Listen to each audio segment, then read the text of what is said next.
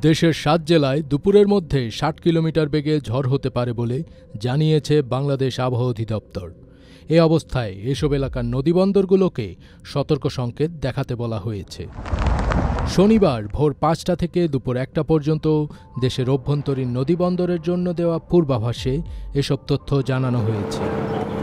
এতে বলা হয়েছে, খুলনা, বরিশাল, পটুয়াখালী, নোয়াখালী, কুমিল্লা, চট্টগ্রাম ও কক্সবাজারের ওপর দিয়ে দক্ষিণ পূর্ব দিক থেকে ঘণ্টায় ৪৫ থেকে ৬০ কিলোমিটার বেগে অস্থায়ীভাবে দমকা অথবা ঝোড়ো হাওয়া সহ বৃষ্টি অথবা বজ্রসহ বৃষ্টি হতে পারে।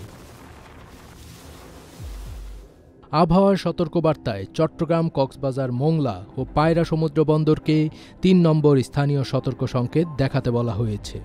একই সঙ্গে উত্তর বঙ্গোপসাগরে অবস্থানরত মাছ ধরার নৌকা ও ট্রলারগুলোকে উপকূলের কাছাকাছি এসে সাবধানে চলাচল করার নির্দেশ দেওয়া হয়েছে।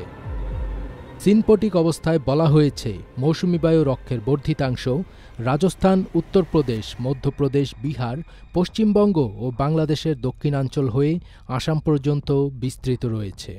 এর একটি বর্ধিতাংশ উত্তর বঙ্গোপসাগর পর্যন্ত বিস্তৃত। মৌসুমী বায়ু বাংলাদেশের উপর সক্রিয় ও উত্তর বঙ্গোপসাগরে প্রবল অবস্থায় রয়েছে।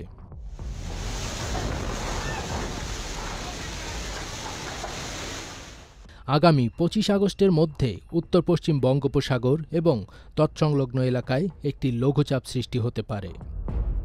আবহাওয়ার আরেক পূর্বাভাসে জানানো হয়, আজ ঢাকা, খুলনা, বরিশাল ও চট্টগ্রাম বিভাগের অধিকাংশ জায়গায় এবং রাজশাহী, রংপুর, ময়মনসিংহ ও সিলেট বিভাগের অনেক জায়গায় অস্থায়ীভাবে দমকা হাওয়াসহ হালকা থেকে মাঝারি ধরনের বৃষ্টি অথবা বজ্রসহ বৃষ্টি হতে পারে। সেই সাথে ঢাকা, খুলনা, বরিশাল ও চট্টগ্রাম বিভাগের কোথাও কোথাও মাঝারি ধরনের ভারী থেকে অতি ভারী বর্ষণও হতে পারে। আগামীকালের পূর্বাভাসে বলা হয়েছে, রংপুর ও খুলনা বিভাগের অনেক জায়গায় এবং রাজশাহী, ঢাকা, ময়মনসিংহ, বরিশাল, চট্টগ্রাম ও সিলেট বিভাগের কিছু কিছু জায়গায় অস্থায়ীভাবে দমকা হাওয়াসহ হালকা থেকে মাঝারি ধরনের বৃষ্টি অথবা বজ্রসহ বৃষ্টি হতে পারে। এ সময় সারা দেশে দিন এবং রাতের তাপমাত্রা সামান্য বৃদ্ধি পেতে পারে। ফজবির তাজ, এটিএন বাংলা।